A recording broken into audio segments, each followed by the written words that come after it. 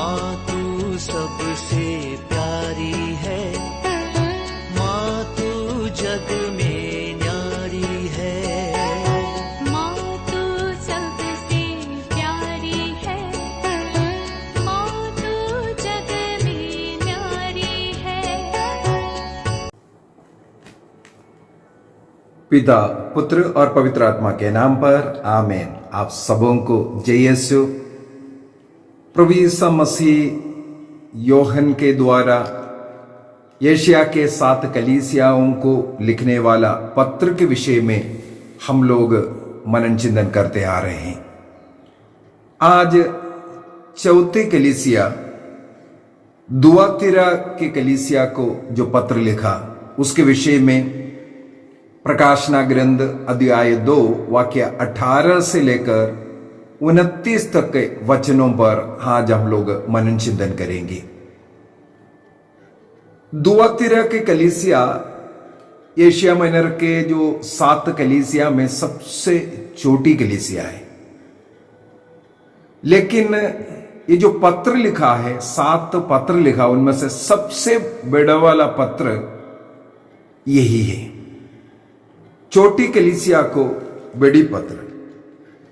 इसके पीछे का क्या कारण है, इसको आज हम लोग पढ़ाई करेंगे। जो कैपिटल सिटी परगमन के दक्षिण पूर्वी भाग में करीब परगमन से 70 किलोमीटर दूरी में ये दुआतिरा का शहर है। एक छोटा सा शहर है। केवल ये परगमन कैपिटल सिटी के जो सोल्जियर्स का कुछ कैंप यहां है और कुछ छोटा मोटा उद्योग है, लघु उद्योग, हैंडीक्राफ्ट्स वगैरह। कोई बड़ा फैक्ट्री या बड़ा उद्योग इस शहर से नहीं होता था। केवल छोटा मोटा काम करने वाले लोग। लेकिन उन कारीगरों में एक प्रकार का यूनियन चलता था, लेबर्स यूनियन आजकल जो चल रहा है। वहां के दुआतिरा के जितने भी जो लघु उद्योग के लोग हैं, वो अपने अपने काम के अनुसार यूनियन बना करके रखा हुआ था। मुख्यतः वहां पर जो कपड़े का कुछ व्यापार चलता है और बनाते हैं, और उनको रेंगने वाला कुछ रंगों को वहां पर तैयार करता था, और चमड़े का व्यापार चलता था। पित्तल, तांबा आदि का छोटा मोटा उद्योग वहां चलता था। अपने अपने उद्योग के अनुसार वहां पर उन लोगों ने यूनियन बनाया, और यूनियन का मीटिंग बीच बीच में चलता था। और वो एक पार्टी के साथ, खाने पीने नाचने का पार्टी के साथ इन लोगों का ये मीटिंग भी चलता था। इसलिए उसे पूर्व में उस यूनियन के लोगों को चिट्ठी भेज करके बताता था, फलाना दिन में किसी मंदिर में या मंदिर के पास के जो जगह है वहां पर इसका आयोजन भी करते थे। इसलिए देवमूर्तियों का पूजा, देवी देवताओं का पूजा, और जो बलि अर्पित किया हुआ मांस, ये सब इनके खान पान में इस्तेमाल करता था। और साथ ही साथ इनके मीटिंग शुरू होने के पहले वहां के देवी देवताओं को बुला करके एक प्रार्थना चलता था। तो इन लोगों के इस यूनियन के द्वारा, ये यूनियन जो है उसके द्वारा उस शहर दुआतिरा शहर, जो छोटा सा एक शहर था, वहां पर लेकिन पाप बहुत ज्यादा बढ़ गया था। इसलिए ईसा मसीह ने ये जो पत्र लिखा है उसके लिए इस्तेमाल किया हुआ अपना जो इंट्रोडक्शन, उस दुआतिरे के जो शहर के वो जो स्वभाव हालात के अनुसार इस्तेमाल किया है। और इस जगह के जो शहर में मुख्यतः सूर्य भगवान जो अपोलो का इन लोग बहुत ज्यादा मानते थे, आराधना करते थे। और देवुस उनके भगवान का सबसे बड़ा भगवान जो सेउस के बेटे के रूप में अपोलो को मानते थे। साथ ही साथ जो रोमन सम्राट को भी यह लोग सेउस का पुत्र मानते थे। धीरे धीरे जो अपोलो के पूजा अर्चना के साथ साथ सम्राट के पूजा अर्चना करने में इसलिए इनको कोई दिक्कत नहीं लगता था। तो इस प्रकार सम्राट की पूजा, देवी देवताओं की पूजा, नशा, व्यभिचार और जो मंदिर के आसपास में इस प्रकार के जो गलत हरकतें और अपने अपने ग्रुप में खान पान, ये सब वहां पर चलता था। ये बड़ा शहर नहीं होने के बावजूद भी इतना बड़ा पाप का एक बहुत बड़ा शहर बन गया था। तो इस प्रकार का एक कलीसिया, एक देश में रहने वाला जो कलीसिया कितना कष्ट उठाना पड़ता है। उन लोग यदि इस यूनियन में शामिल नहीं हुआ तो उनका हक नहीं मिलता था, उनका सब कुछ छीन लेता था। और यदि इस यूनियन में वे लोग भाग लिया तो इन लोगों को इनके पार्टी में जाना बहुत जरूरी था। और उसके अंदर जो पाप है धीरे धीरे वहां के कलीसिया के जो लोगों में आना संभव है। और इस कारण केवल एशिया माइनर के कलीसिया के लिए नहीं बल्कि रोमन साम्राज्य के जितने भी क्रिस्तीय कलीसियाएं हैं उनके लिए एक नया नियम इस कारण बनाना पड़ा था उस समय पर। क्योंकि दुआतिरा के कलीसिया जो यूनियनों के चलते वहां के पार्टी, वहां का जो इस प्रकार का वासना का, व्यभिचार का पाप जो चल रहा था, इस कारण कलीसिया आग्रह करने लगे जो मूर्तियों को अर्पित, देवी देवताओं को अर्पित मांस ना खावे और वे विचार से दूर रहे। हमें मालूम है प्रेरित चरित्र उसके अध्याय 15 के अंदर भी पहला जो जेरूसलेम जो महासभा हुआ था, आदिम कलीसिया में जो पहला महासभा जो हुआ उसमें भी यही तो निर्णय किया था। ये दो बातें तो दुआतिरा कलीसिया को देखते हुए केवल एशिया माइनर के नहीं पूरे कलीसिया के लिए उस समय पर ऐसा एक निर्णय करना पड़ा था। तो उसके पीछे का कारण ये है लोग इस प्रकार का पार्टियां मनाते हुए पाप की ओर जा रहे थे।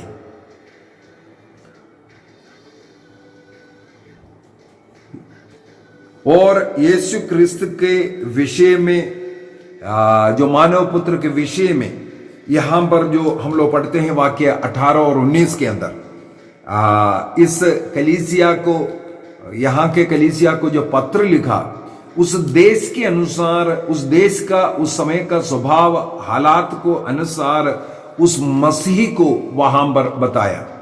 जैसे हम लोग जो 7 कलीसियाओं का पत्र है उसके अंदर मैंने 8 बातें बताया था।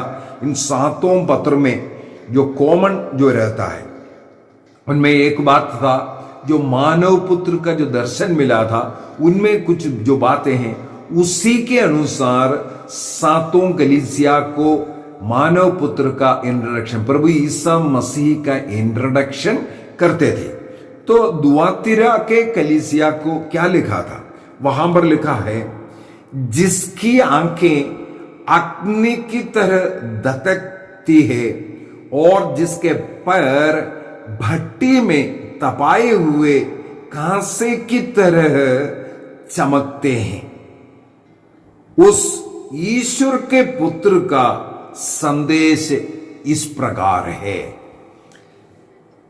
प्रकाशना ग्रंथ के अंदर ईसा मसीह को ईश्वर का पुत्र कह करके केवल यहां पर बोला है, कई अन्य जगह पर ईसा मसीह को ईश्वर का पुत्र कह करके नहीं लिखा है। इसके पीछे का कारण क्या है? जैसे हम लोगों ने मनन चिंतन किया, जो अपोलो को जो सूर्य भगवान जो है उसको सेउस का पुत्र के रूप में दिखाता है। सेउस उन लोगों के लिए सबसे बड़ा भगवान है, उसका पुत्र है ये जो अपोलो कर करके। उसी प्रकार रोमन सम्राट को भी सेउस का पुत्र इन लोग मानते थे।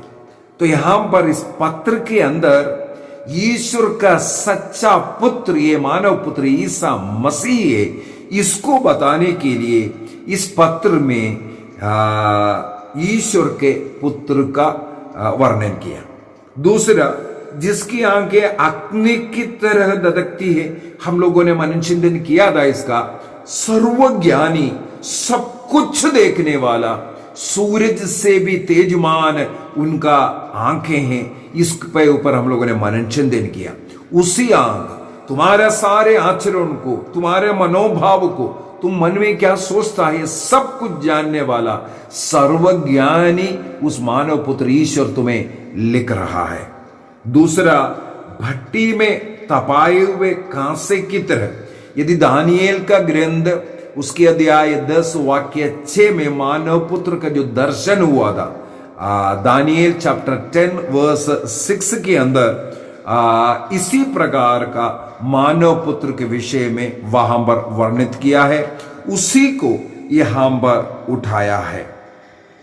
दूसरा, उनका मानना था वहां के लोगों का, ये जो सेउस का पुत्र अपोलो, उनका जो कांसे का जो मूर्ति है वो चमकता है, वो उनको वो इस प्रकार का ईश्वर मानते थे। तो यहां पर ईसा मसीह को अपोलो से भी बढ़कर के जो सचमुच में ईश्वर का पुत्र, ये मानव पुत्र ईसा मसीह है करके बताने के लिए भी ये वर्णन यहां पर कर करके रखा है।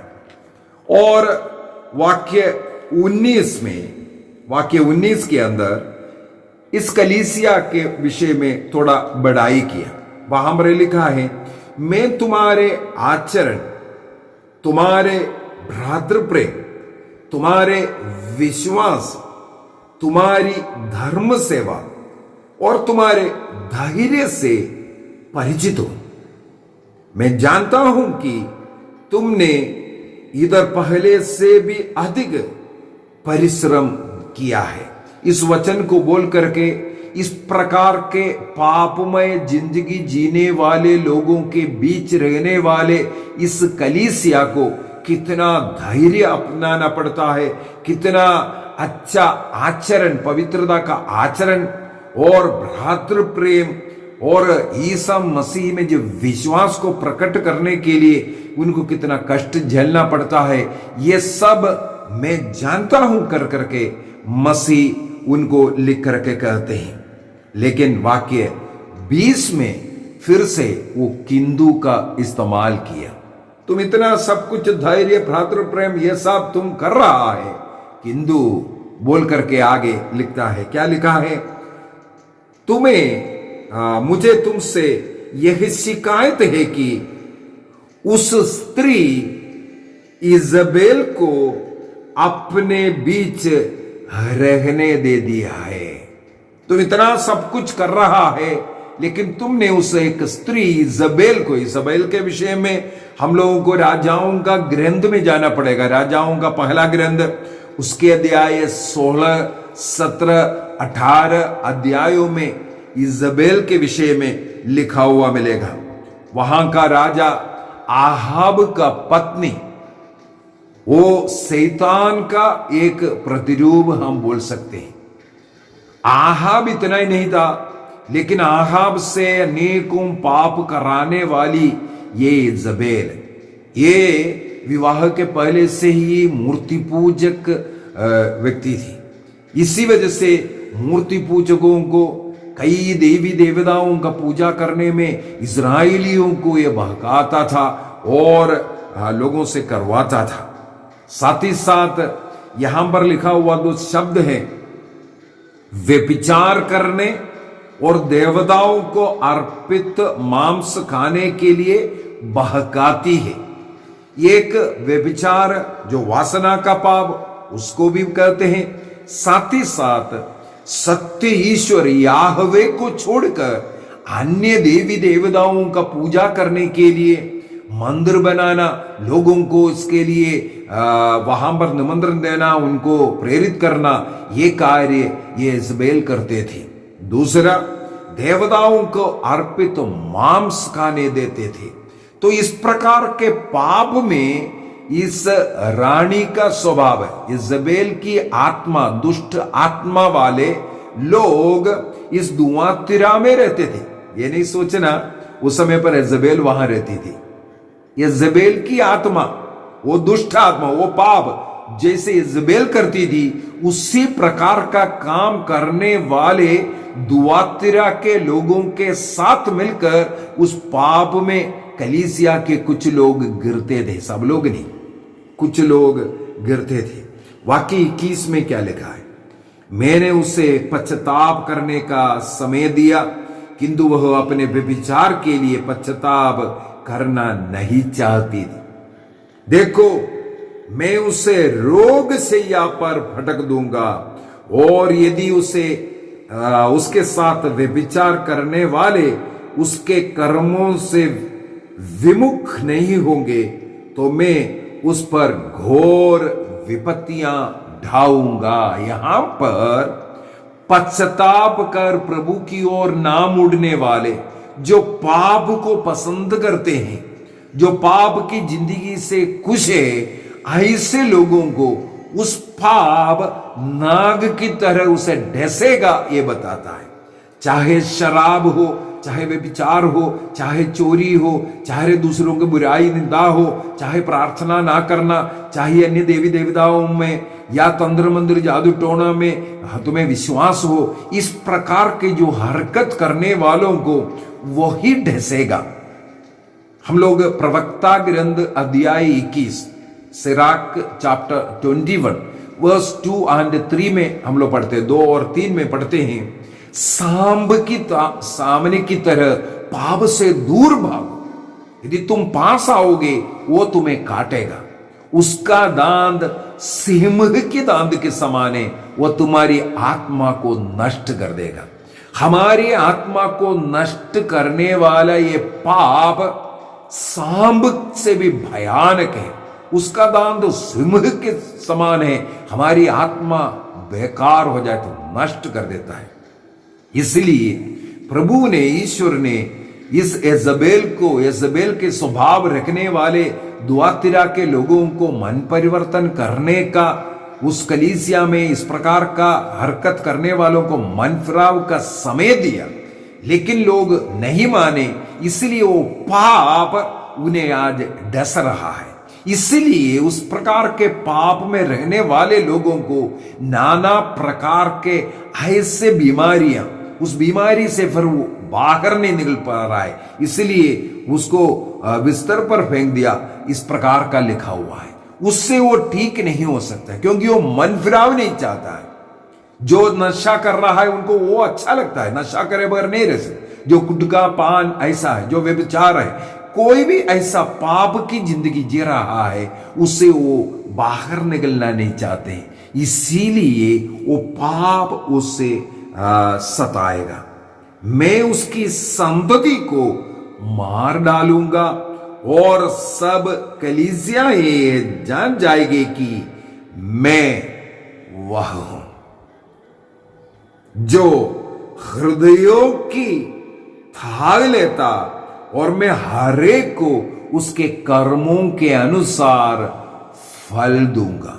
जो पाप करता है वो पाप पीछा करता है, पाप हमें दंड देता है, ईश्वर का दंड नहीं, बल्कि वो पाप स्वयं उसका फल हमें दे रहा है। जो बीमारियां हो, जो घर में अशांति हो, जो कुछ है पाप का परिणाम है। पाप हमें सताएगा। पाप का फल, ईश्वर हमारे हृदय का मनोभाव को भी जानने वाला है, और मसीह का जो दूसरी आगमन होगा वह हमारे कर्मों के अनुसार हमें फल देगा। और आगे का वचन और भी अच्छा है, दुआतिरा के लोग इस शिक्षा को नहीं मानते और शैतान की तथाकथित गहरे भेद नहीं जानते। उन सबों से मैं कहता हूं, मैं तुम लोगों पर कोई नया बोझ नहीं डालूंगा। जो शिक्षा तुम्हारे पास है, मेरे आने तक उन पर दृढ़ बने रहो। दुआतिरा के जो लोग यजबेल की शिक्षा पर, अर्थात वासना का पाप, व्यभिचार का पाप, अन्य देवी देवताओं की पूजा, चंद्र मंदिर, जादू टोना, ताबीज, इस प्रकार के चीजों पर विश्वास करते हुए अपने को मैला नहीं करते, ईश्वर से दूर नहीं करते, उन पर प्रभु दया दिखाता है। और अगला लिखा हुआ है, शैतान के तथाकथित गहरे भेद। ये क्या है? इसके ऊपर मैंने जब पढ़ाई किया, बहुत गहरा कुछ बात है इसके अंदर जो दिया हुआ है। यहां पर ये जो बताया हुआ बात के अंदर शैतान का जो गहरा भेद, इस भेद ये जो लिखा हुआ बेधया शब्द को इस्तेमाल किया है। हम लोग जनरली जो भेद, पहला भेद, दूसरा भेद, ये भेद बोलता है, उसको मिस्ट्री कहते हैं। यदि ग्रीक भाषा में है इसको मिस्टेरिया जो कहते हैं। यहां पर लेकिन इसको बेधया इस्तेमाल किया हुआ है। इसके अनुसार जो अपने मनमर्जी के जो सीख लेकर के जाते हैं, पढ़ाई लेकर के जाता है, जो कलीसिया जो सिखाते हैं, मसीह जो सिखाता है, बाइबल जो सिखाता है, उसके अनुसार नहीं, बल्कि उसको तोड़ मरोड़ करके लोगों को डराने के लिए या कुछ ऐसे करने के लिए, कलीसिया से लोगों को हटाने के लिए, जो अपना मर्जी का वर्णन करते हुए जो सही अर्थ है उसको नहीं बताता, लेकिन अपना मनमर्जी का कुछ बातें बता करके लोगों को जो भटकाने वाला जो चीज, ये शैतान के हरकतें। हम लोगों ने इससे पहले भी, जसबेल के पहले कल के क्लास के अंदर हम लोगों ने बिलियाम के विषय में मनन चिंतन किया था। बिलियाम ने भी इस प्रकार का सुझाव राजा बालाक को देकर के इजराइलियों का पाप का कारण बन गया था। और निकोलोस पक्ष के जो लोग हैं वो भी इसी प्रकार भटकाने वाले बातें बोल करके लोगों को कलीसिया से अलग करता हुआ हमें मिला था। चाहे जसबेल हो, चाहे बिलियाम हो, चाहे निकोलोस पक्ष के लोग हो, ये सब जो कलीसिया नहीं सिखाते हैं, लेकिन कुछ पैगन जो बातें हैं जो यहाँ पुराना विधान के अंदर कुछ है, कई चीजें वो नया विधान के लिए लागू नहीं है, लेकिन वो इनके ऊपर बता करके लोगों को डराना, इस प्रकार का जो कार्य जो करने वाले लोग, ये सब शैतान के कार्य कर रहा है। हम लोगों ने कल के क्लास के अंदर शैतान के सिनगोग के विषय में मनन चिंतन किया था, और शैतान का जो गद्दी है, उनका जो सिंहासन है, इसके विषय में। तो वो जो सिनगोग, वो गद्दी, इस प्रकार के लोग हैं जो झूठा मूठा जो बातें सिखा रहा है, जो सही रूप से वचनों को लोगों को नहीं सिखाने वाले लोग, अपने अपने मर्जी से जो सिखाने वाले, जो टुकड़ा कलीसिया बनकर के जो कर रहा है, ये सब शैतान के कार्य कर रहा है।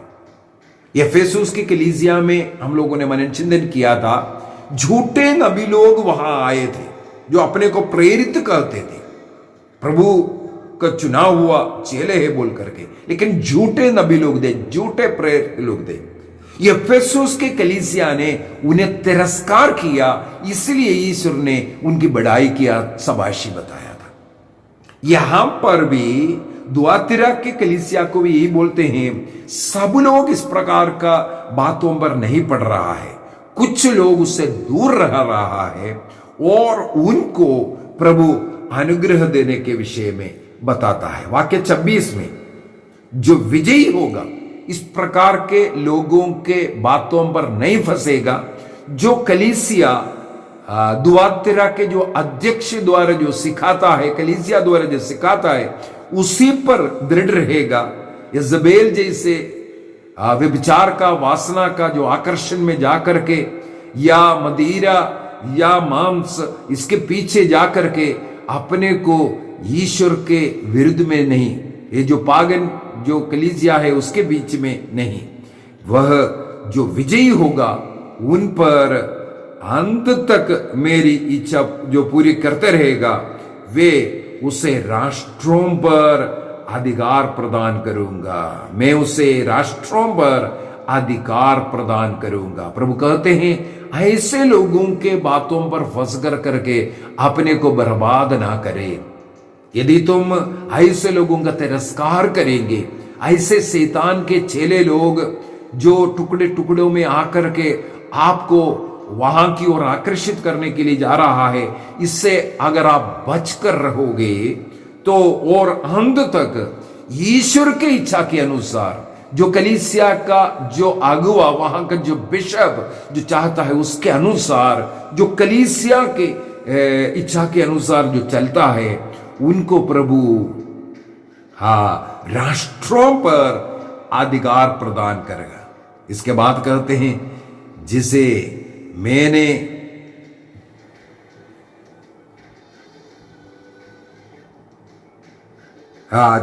जिसे मुझे मेरे लिए मुझे प्रदान किया है, मेरे पिता ने मुझे प्रदान किया है, वह लोह दंड से राष्ट्रों पर शासन करेगा और उन्हें मिट्टी के पात्रों की तरह चकनाचूर कर देगा। जो ऐसा नहीं मानते हैं, जो यजेबेल की शिक्षाओं पर या बिलियाम की शिक्षाओं पर या निकोलास की शिक्षाओं पर जो चलेगा, उनको मिट्टी के पात्रों जैसे वो टुकड़ा टुकड़ा कर देगा और सभी राष्ट्रों पर शासन करने का इन लोगों को अधिकार देने के विषय में। यहां पर ये जो लोहे का दंड है, ये जो इसको भी हम लोगों को देखना है। यदि यहां पर जो शासन करना है, मतलब जो गेडरिया लोग अपने भेड़ों को कैसे चराते हैं, गेडरिया लोगों के पास दो प्रकार का डंडा होता है। एक लंबा बड़ा वाला डंडा जिसके दोनों साइड में लोहा जो फिट किया हुआ है। जब कभी इनको भेड़ों को दंड देना है, वो जो नहीं मानता है, इशारे पर नहीं चलता है, तब उस डंडे का इस्तेमाल करते हैं। दूसरे एक छोटा डंडा होता है जिसके एक साइड एकदम मुड़ करके रहता है, वो पकड़ कर चलाने वाला और केवल इशारा उसके द्वारा दिखाता है। यहां पर ये जो लोहे का दंड का मतलब है, ये जो बड़ा वाला दंड जो भी बुराइयां हैं उसको दूर करने के लिए इस्तेमाल करता है। दंड इस प्रकार लोगों को सुधारने के लिए और उन्हें इस्तेमाल करेगा, ये बताता है। इसका मतलब है जब ईश्वर का राज्य स्थापित होगा हमारे बीच में, तब जो विश्वासी जो ईमानदार रहा, उन्हें उन लोगों के ऊपर शासन करने का अधिकार भी मिलता है। दूसरा तिमोथी का पत्र, तिमोथी का दूसरा पत्र अध्याय 2 वाक्य 12 के अंदर भी हम लोग पढ़ते हैं। और साथ ही साथ एक और बहुत ही सुंदर वचन है वाक्य 28 के अंदर। 28 में लिखा है, जिसे आगे लिखा है, और मैं उसे प्रभात का तारा प्रदान करूंगा। प्रभात का तारा, यहां पर ये जो प्रभात का तारा प्रदान करूंगा, कई लोग सोचते हैं प्रभात की तारा लूसीफर है, शैतान है। ये एक गलत विचार है। मैंने एक क्लास इसके ऊपर डाल चुका हूं। प्रभात का तारा लूसीफर है या कौन है करके। तो यहां पर ये जो लिखा हुआ है मैं उसे प्रभात का तारा प्रदान करूंगा का मतलब है ये प्रभात का तारा स्वयं ईसा मसीह है। मसीह उनके साथ रहेगा इसको बताने के लिए स्वयं ईसा मसीह है। प्रकाशना ग्रंथ उसके अध्याय 22 वाक्य 16 के अंदर, रेवलेशन चैप्टर 22 वर्स 16 के अंदर इस बात को पूर्णता होता हुआ दिखा रहा है। तो इस प्रकार ईश्वर के राज्य में हम ईमानदार बन करके पाप से दूर रह करके विशेषकर ईश्वर निंदा व्यभिचार जैसे पाप से दूर रह कर करके हमें विजयी बनना है। आइए हम अपने आंखों को बंद करें, प्रभु को धन्यवाद दें। जैसे दुआतिरा की कलीसिया से प्रभु कहते हैं तुम्हें जबेल की शिक्षा से दूर रहो। और कल के क्लास में भी हम लोगों ने मनन चिंतन किया था, वहां पर प्रभु ने कहा था तुम्हें बिलियाम की शिक्षा से दूर रहना है, या निकोलस वो जो ग्रुप है उनके सभा से दूर रहना है, उनकी शिक्षा पर नहीं। जो कलीसिया जो सिखाता है उस पर तुम्हें रहना है। कलीसिया जो सिखाता है उससे बाहर कोई शिक्षा नहीं है। आज दुआतिरा के कलीसिया को भी यही बताता है। इसके लिए तुम्हें जितना भी दिक्कतें कष्ट उठाना है उठाते हुए तुम्हें विजयी बनना है।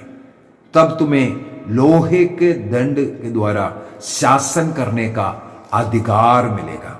जिस प्रकार गडरिया लोग भेड़ों का देखभाल करते हैं उसी प्रकार मसीह अपना जब राज्य का स्थापित करेगा उस समय पर शासन करने के लिए सबों को कृपा देगा। निर्णय कीजिए। पिता पुत्र और पवित्र आत्मा के नाम पर आमीन। आप सबों को जय यीशु।